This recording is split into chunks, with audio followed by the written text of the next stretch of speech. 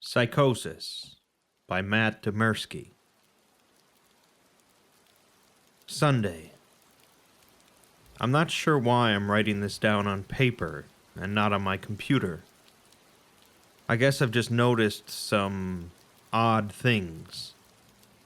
It's not that I don't trust the computer, I just need to organize my thoughts.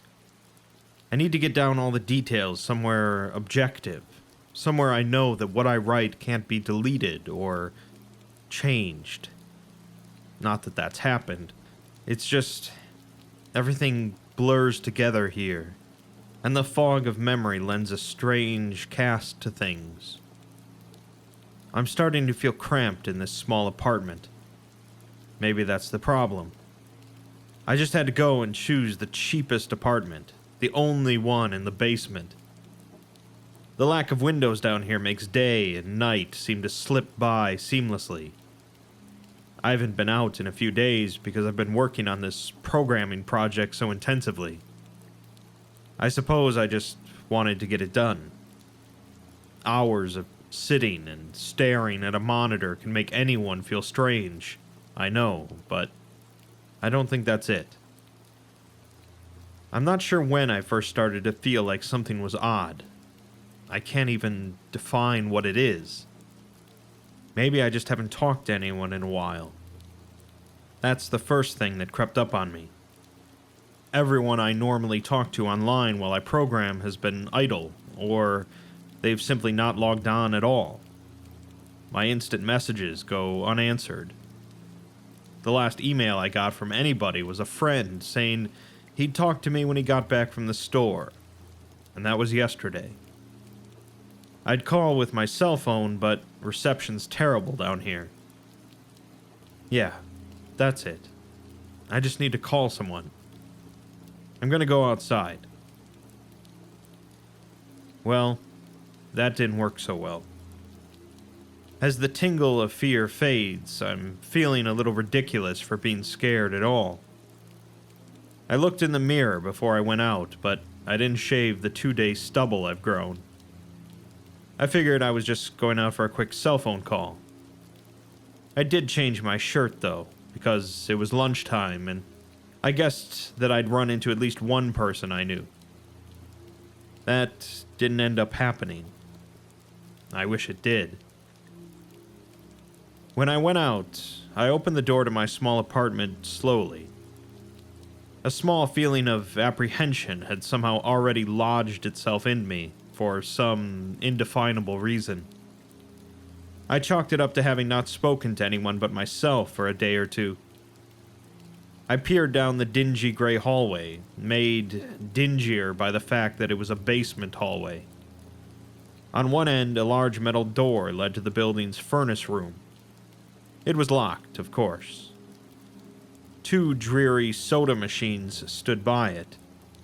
I bought a soda from one the first day I moved in, but it had a 2-year-old expiration date. I'm fairly sure nobody knows these machines are even down here, or my cheap landlady just doesn't care to get them restocked. I closed my door softly and walked the other direction, taking care not to make a sound. I have no idea why I chose to do that, but it was fun giving in to the strange impulse not to break the droning hum of the soda machines, at least for the moment. I got to the stairwell and took the stairs up to the building's front door. I looked through the heavy door's small square window and received quite the shock. It was definitely not lunchtime. City gloom hung over the dark street outside, and the traffic lights at the intersection in the distance blinked yellow. Dim clouds, purple and black from the glow of the city, hung overhead. Nothing moved, save the few sidewalk trees that shifted in the wind. I remember shivering, though I wasn't cold. Maybe it was the wind outside. I could vaguely hear it through the heavy metal door, and I knew it was that unique kind of late-night wind, the kind that was constant, cold, and quiet, save for the rhythmic music it made as it passed through countless unseen tree leaves. I decided not to go outside. Instead, I lifted my cell phone to the door's little window and checked the signal meter. The bars filled up the meter, and I smiled. Time to hear someone else's voice, I remember thinking, relieved. It was such a strange thing to be afraid of nothing. I shook my head, laughing at myself silently. I hit speed dial from my best friend Amy's number and held the phone up to my ear. It rang once, but then it stopped. Nothing happened. I listened to silence for a good 20 seconds, then hung up. I frowned and looked at the signal meter again. Still full. I went to dial her number again, but then my phone rang in my hand, startling me. I put it up to my ear. "Hello?" I asked, immediately fighting down a small shock at hearing the first spoken voice in days, even if it was my own. I had gotten used to the droning hum of the building's inner workings, my computer, and the soda machines in the hallway. There was no response to my greeting at first, but then, finally, a voice came. "Hey," said a clear male voice, obviously of college age, like me. "Who's this?" "John," I replied, confused.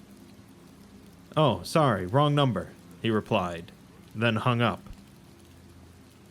I lowered the phone slowly and leaned against the thick brick wall of the stairwell. That was strange.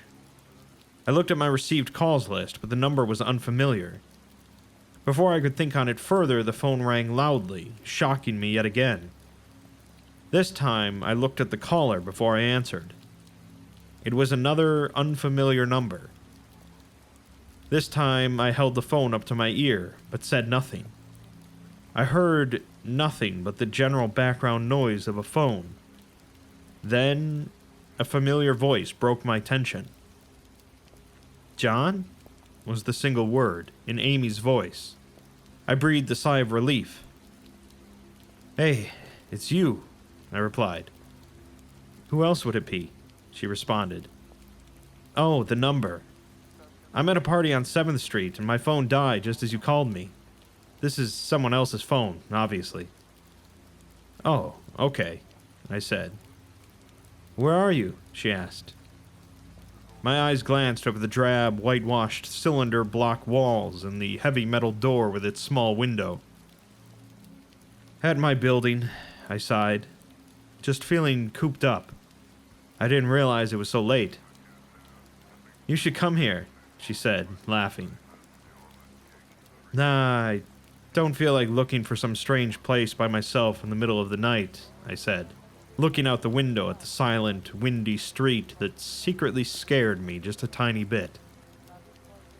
"I think I'm just gonna keep working or go to bed." "Nonsense," she replied. "I can come get you. Your building is close to 7th Street, right?" "How drunk are you?" I asked lightheartedly. "You know where I live." "Oh, of course," she said abruptly. "I guess I can't get there by walking, huh?" "You could if you wanted to waste half an hour," I told her. "Right," she said. "Okay, have to go. Good luck with your work." I lowered the phone once more, looking at the numbers flash as the call ended. Then the droning silence suddenly reasserted itself in my ears. The two strange calls and the eerie street outside just drove home my aloneness in this empty stairwell. Perhaps from having seen too many scary movies, I had the sudden, inexplicable idea that something could look in the door's window and see me.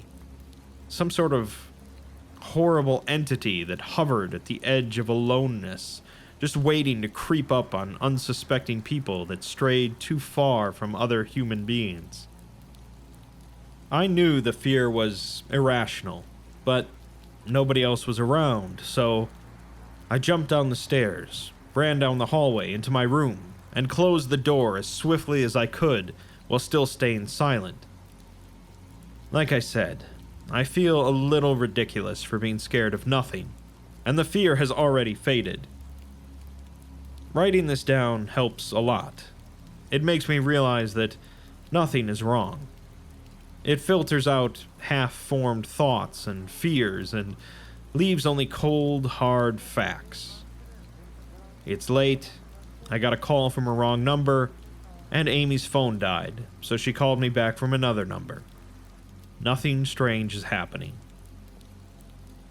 Still, there was something a little off about that conversation.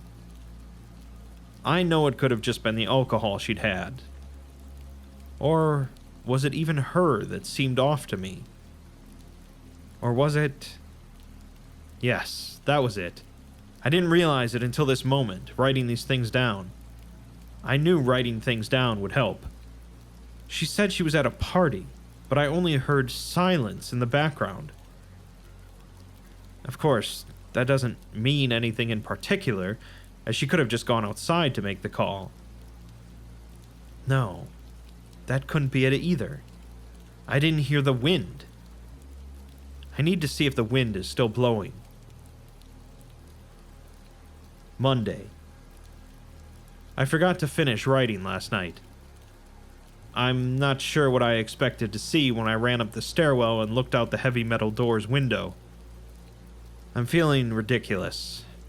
Last night's fear seems hazy and unreasonable to me now. I can't wait to go out into the sunlight. I'm gonna check my email, shave, shower, and finally get out of here.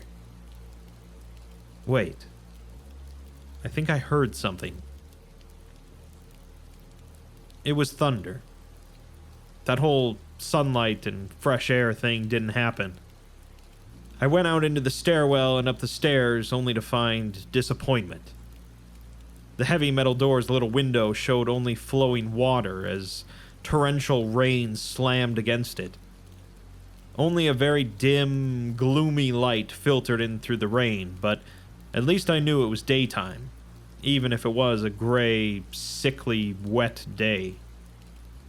I tried looking out the window and waiting for lightning to illuminate the gloom, but the rain was too heavy, and I couldn't make out anything more than vague, weird shapes moving at odd angles in the waves washing down the window.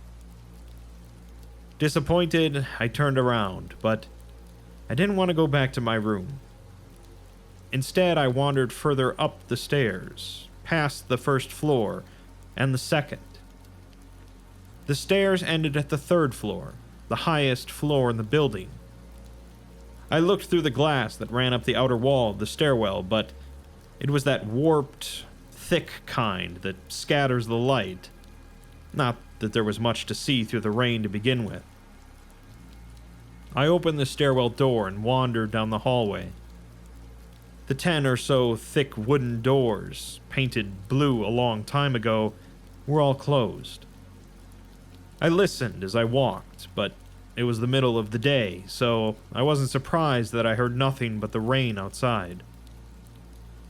As I stood there in the dim hallway, listening to the rain, I had the strange, fleeting impression that the doors were standing like silent, granite monoliths, erected by some ancient, forgotten civilization for some unfathomable guardian purpose. Lightning flashed, and I could have sworn that, for just a moment, the old grainy blue wood looked just like rough stone. I laughed at myself for letting my imagination get the best of me, but then it occurred to me that the dim gloom and lightning must mean there was a window somewhere in the hallway. A vague memory surfaced, and I suddenly recalled that the third floor had an alcove and an inset window halfway down the floor's hallway.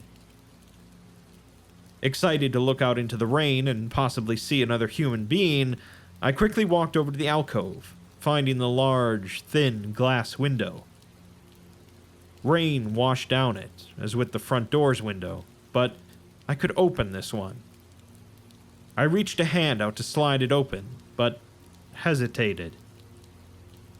I had the strangest feeling that if I opened that window, I would see something absolutely horrifying on the other side. Everything's been so odd lately. So I came up with a plan and I came back here to get what I needed. I don't seriously think anything will come of it, but I'm bored. It's raining, and I'm going stir crazy. I came back to get my webcam. The cord isn't long enough to reach the 3rd floor by any means, so instead I'm going to hide it between the 2 soda machines in the dark end of my basement hallway, run the wire along the wall and under my door, and put black duct tape over the wire to blend it in with the black plastic strip that runs along the base of the hallway's walls. I know this is silly, but I don't have anything better to do. Well, nothing happened. I propped open the hallway to stairwell door, steeled myself, then flung the heavy front door wide open and ran like hell down the stairs to my room and slammed the door. I watched the webcam on my computer intently, seeing the hallway outside my door and most of the stairwell. I'm watching it right now, and I don't see anything interesting. I just wish the camera's position was different, so that I could see out the front door. Hey, somebody's online. I got out an older, less functional webcam that I had in my closet to video chat with my friend online. I couldn't really explain to him why I wanted to video chat, but it felt good to see another person's face. He couldn't talk very long, and we didn't talk about anything meaningful, but I feel much better. My strange fear has almost passed. I would feel completely better, but there was something odd about our conversation. I know that I've said that everything has seemed odd, but still, he was very vague in his responses. I can't recall one specific thing that he said, no particular name or place or event, but he did ask for my email address to keep in touch. Wait, I just got an email. I'm about to go out. I just got an email from Amy that asked me to meet her for dinner at the place we usually go to. I do love pizza, and I've just been eating random food from my poorly stocked fridge for days, so I can't wait. Again, I feel ridiculous about the odd couple of days I've been having. I should destroy this journal when I get back. Oh, another email. Oh my God. I almost left the email and opened the door. I almost opened the door, but I read the email first. It was from a friend I hadn't heard from in a long time, and it was sent to a huge number of emails that must have been every person he had saved in his address list. It had no subject, and it said simply, "Seen with your own eyes. Don't trust them, they." What the hell is that supposed to mean? The words shock me, and I keep going over and over them. Is it a desperate email sent just as something happened? The words are obviously cut off without finishing. On any other day, I would have dismissed this as spam from a computer virus or something, but the words, "seen with your own eyes." I can't help but read over this journal and think back on the last few days and realize that I have not seen another person with my own eyes or talked to another person face to face. The webcam conversation with my friend was so strange, so vague, so eerie, now that I think about it. Was it eerie? Or is the fear clouding my memory? My mind toys with the progression of events I've written here, pointing out that I have not been presented with one single fact that I did not specifically give out unsuspectingly. The random wrong number that got my name, and the subsequent strange return call from Amy, the friend that asked for my email address. I messaged him first when I saw him online, and then I got my first email a few minutes after that conversation. Oh my God, That phone call with Amy. I said over the phone, I said that I was within half an hour's walk of 7th Street. They know I'm near there. What if they're trying to find me? Where is everyone else? Why haven't I seen or heard anyone else in days? No, this is crazy. This is absolutely crazy. I need to calm down. This madness needs to end. I don't know what to think. I ran about my apartment furiously, holding my cell phone up to every corner to see if it got a signal through the heavy walls. Finally, in the tiny bathroom, near one ceiling corner, I got a single bar. Holding my phone there, I sent a text message to every number in my list. Not wanting to betray anything about my unfounded fears, I simply sent, "You seen anyone face to face lately?" At that point, I just wanted any reply back. I didn't care what the reply was, or if I embarrassed myself. I tried to call someone a few times, but I couldn't get my head up high enough, and if I brought my cell phone down even an inch, it lost signal. Then I remembered the computer and rushed over to it, instant messaging everyone online. Most were idle or away from their computer. Nobody responded. My messages grew more frantic, and I started telling people where I was and to stop by in person for a host of barely passable reasons. I didn't care about anything by that point. I just needed to see another person. I also tore apart my apartment looking for something that I might have missed, some way to contact another human being without opening the door. I know it's crazy. I know it's unfounded. But what if? What if? I just need to be sure. I taped the phone to the ceiling in case. Tuesday. The phone rang. Exhausted from last night's rampage, I must have fallen asleep. I woke up to the phone ringing and ran into the bathroom, stood on the toilet, and flipped open the phone taped to the ceiling. It was Amy, and I feel so much better. She was really worried about me, and apparently had been trying to contact me since the last time I talked to her. She's coming over now, and yes, she knows where I am without me telling her. I feel so embarrassed. I'm definitely throwing this journal away before anyone sees it. I don't even know why I'm writing in it now.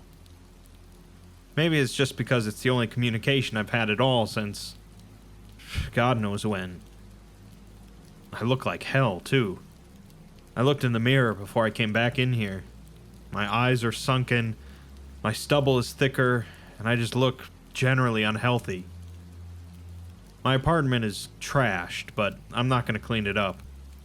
I think I need someone else to see what I've been through. These past few days have not been normal. I'm not one to imagine things. I know I have been the victim of extreme probability. I probably missed seeing another person a dozen times. I just happened to go out when it was late at night or the middle of the day when everyone was gone. Everything's perfectly fine. I know this now. Plus, I found something in the closet last night that has helped me tremendously. A television. I set it up just before I wrote this, and it's on in the background. Television has always been an escape for me, and it reminds me that there's a world beyond these dingy brick walls. I'm glad Amy's the only one that responded to me after last night's frantic pestering of everyone I could contact. She's been my best friend for years. She doesn't know it, but I count the day that I met her among one of the few moments of true happiness in my life. I remember that warm summer day fondly. It seems a different reality from this dark, rainy, lonely place. I feel like I spent days sitting in that playground, much too old to play, just talking with her and hanging around doing nothing at all. I still feel like I can go back to that moment sometimes, and it reminds me that this damn place is not all that there is. Finally, a knock on the door. I thought it was odd that I couldn't see her through the camera I hid between the two soda machines. I figured that it was bad positioning, like when I couldn't see out the front door. I should have known. I should have known. After the knock, I yelled through the door jokingly that I had a camera between the soda machines, because I was embarrassed myself that I had taken this paranoia so far.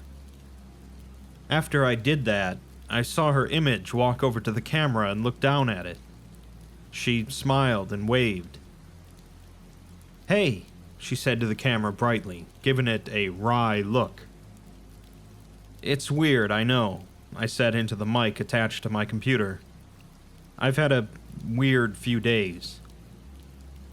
"Must have," she replied. "Open the door, John." I hesitated. How could I be sure? "Hey, humor me for a second here," I told her through the mic. "Tell me one thing about us. Just prove to me that you're you." She gave the camera a weird look.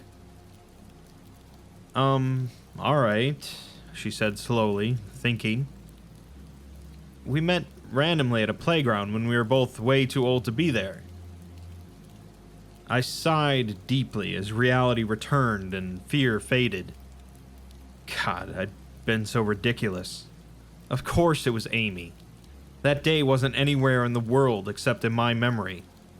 I'd never even mentioned it to anyone, not out of embarrassment, but out of a strange, secret nostalgia and a longing for those days to return. If there was some unknown force at work trying to trick me, as I feared, there was no way they could know about that day. "Alright, I'll explain everything," I told her. "Be right there." I ran to my small bathroom and fixed my hair as best I could. I looked like hell, but she would understand. Snickering at my own unbelievable behavior and the mess I'd made of the place, I walked to the door. I put my hand on the doorknob and gave the mess one last look. So ridiculous, I thought. My eyes traced over the half-eaten food lying on the ground, the overflowing trash bin, and the bed I tipped to the side, looking for God knows what. I almost turned to the door and opened it, but my eyes fell on one last thing. The old webcam, the one I used for that eerily vacant chat with my friend. Its silent black sphere lay haphazardly tossed to the side, its lens pointed at the table where this journal lay. An overwhelming terror took me as I realized that if something could see through that camera, it would have seen what I just wrote about that day. I asked her for any one thing about us, and she chose the only thing in the world that I thought they or it did not know. But it did. It did know. It could have been watching me the whole time. I didn't open the door. I screamed. I screamed in uncontrollable terror. I stomped on the old webcam on the floor. The door shook, and the doorknob trying to turn, but I didn't hear Amy's voice through the door. Was the basement door made to keep out drafts too thick? Or was Amy not outside? What could have been trying to get in, if not her? What the hell is out there? I saw her on my computer through the camera outside. I heard her on the speakers through the camera outside. But was it real? How can I know? She's gone now. I screamed and shouted for help. I piled up everything in my apartment against the front door. Friday. At least, I think that it's Friday. I broke everything electronic. I smashed my computer to pieces.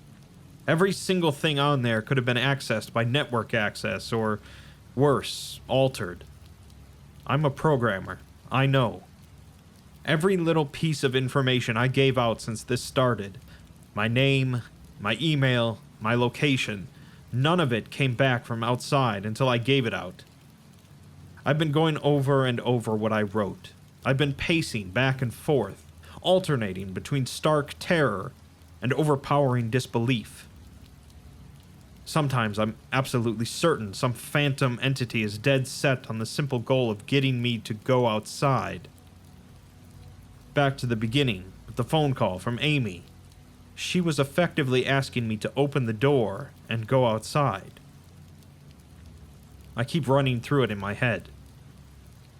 One point of view says I've acted like a madman, and all of this is the extreme convergence of probability. Never going outside at the right times by pure luck. Never seeing another person by pure chance. Getting a random nonsense email from some computer virus at just the right time.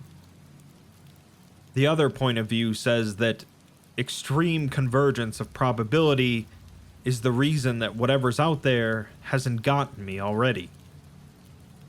I keep thinking, I never opened the window on the 3rd floor.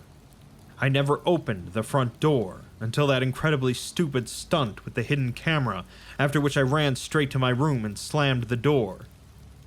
I haven't opened my own solid door since I flung open the front door of the building. Whatever's out there, if anything's out there, never made an appearance in the building before I opened the front door. Maybe the reason it wasn't in the building already was that it was elsewhere, getting everyone else, and then it waited until I betrayed my existence by trying to call Amy, a call which didn't work, until it called me and asked me my name. Terror literally overwhelms me every time I try to fit the pieces of this nightmare together. That email, short, cut off. Was it from someone trying to get the word out? Some friendly voice desperately trying to warn me before it came? Seen with my own eyes. Don't trust them. Exactly what I've been so suspicious of. It could have masterful control of all things electronic, practicing its insidious deception to trick me into coming outside. Why can't it get in? It knocked on the door. It must have some solid presence. The door. The image of those doors in the upper hallway as guardian monoliths flashes back in my mind every time I trace this path of thoughts. If there is some phantom entity trying to get me to go outside, maybe it can't get through doors. I keep thinking back over all the books I've read or movies I've seen, trying to generate some explanation for this. Doors have always been such intense foci of human imagination, always seen as wards or portals of special importance. Or perhaps the door is just too thick. I know that I couldn't bash through any of the doors in this building, let alone the heavy basement ones. Aside from that, the real question is, why does it even want me? If it just wanted to kill me, it could do it in any number of ways, including just waiting until I starve to death. What if it doesn't want to kill me?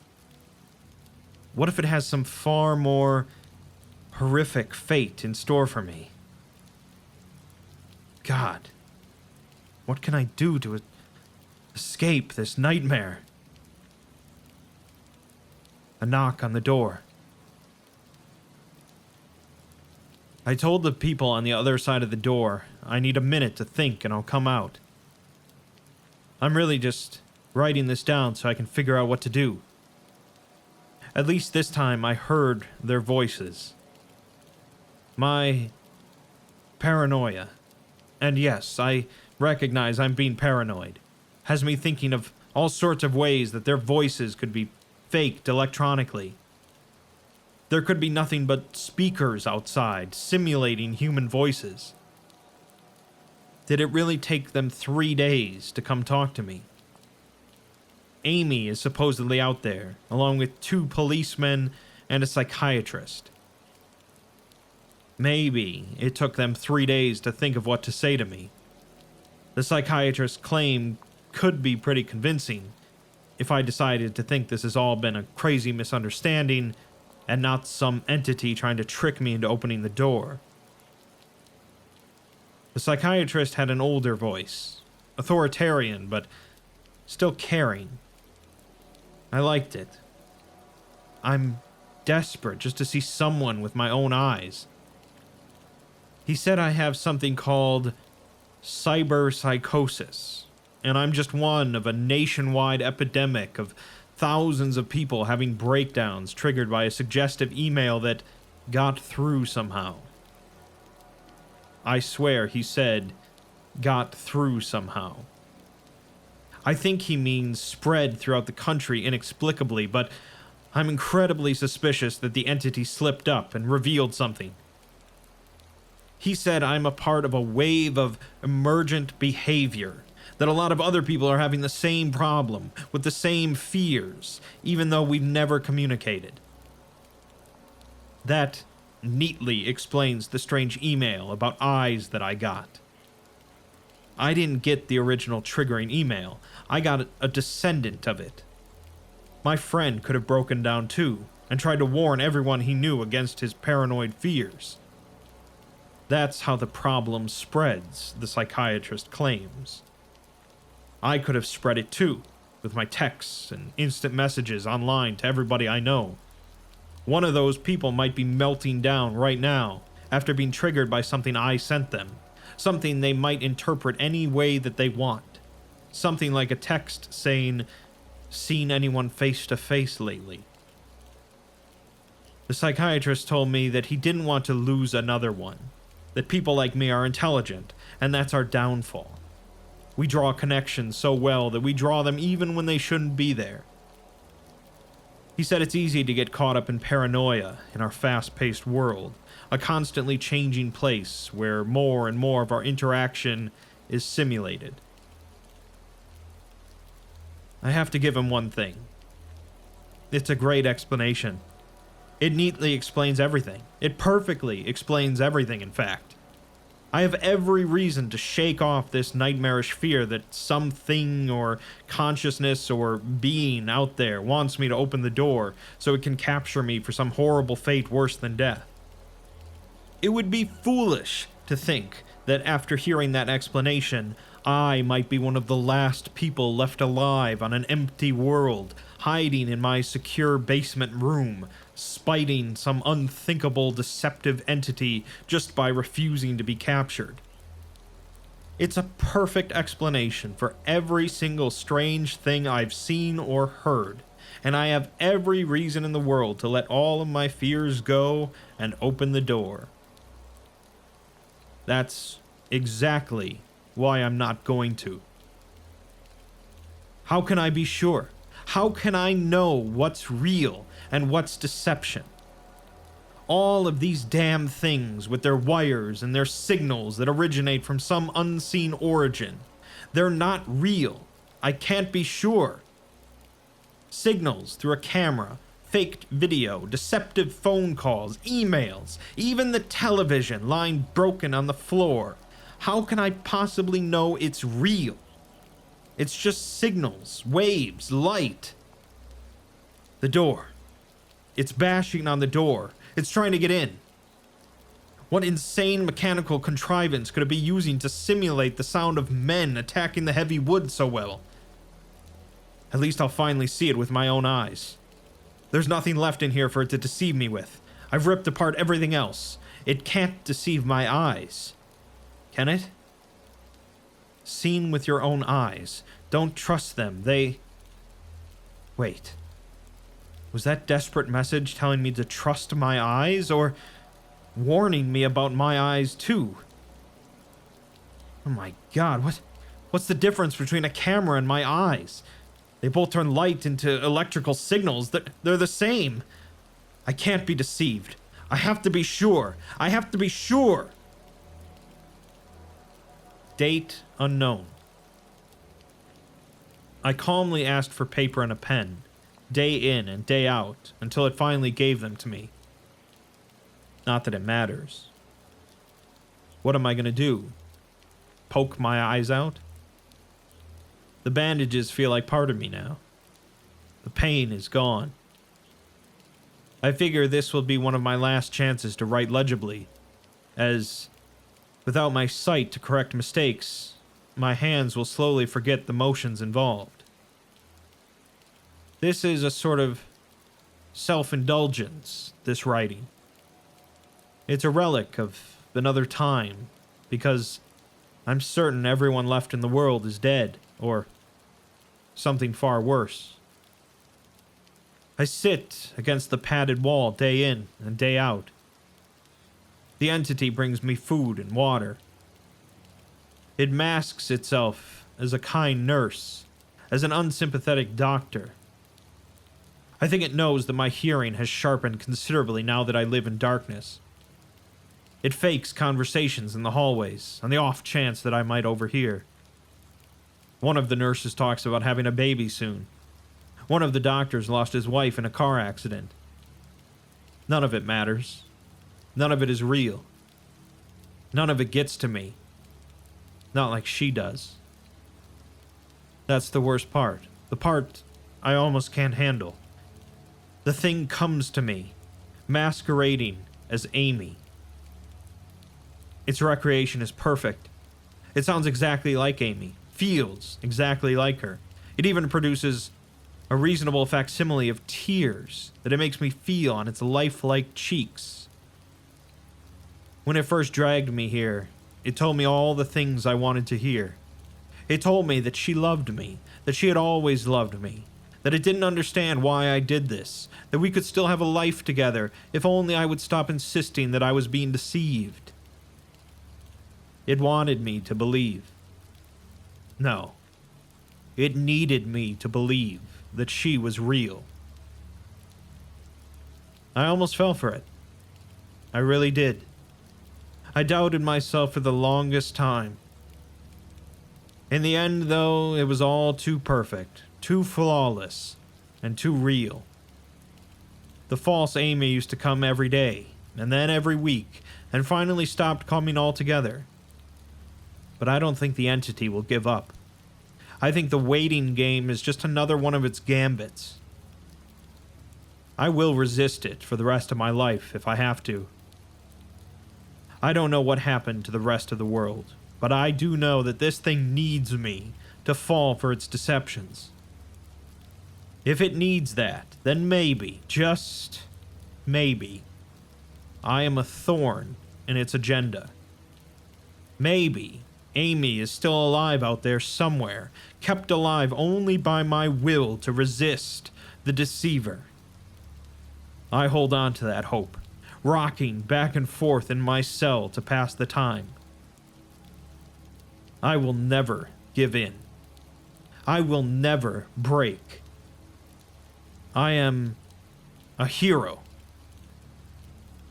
The doctor read the paper the patient had scribbled on. It was barely readable, written in the shaky script of one who could not see. He wanted to smile at the man's steadfast resolve, a reminder of the human will to survive. But he knew that the patient was completely delusional. After all, a sane man would have fallen for the deception long ago. The doctor wanted to smile. He wanted to whisper words of encouragement to the delusional man. He wanted to scream, but the nerve filaments wrapped around his head and into his eyes made him do otherwise. His body walked into the cell like a puppet, and told the patient once more that he was wrong, and that there was nobody trying to deceive him.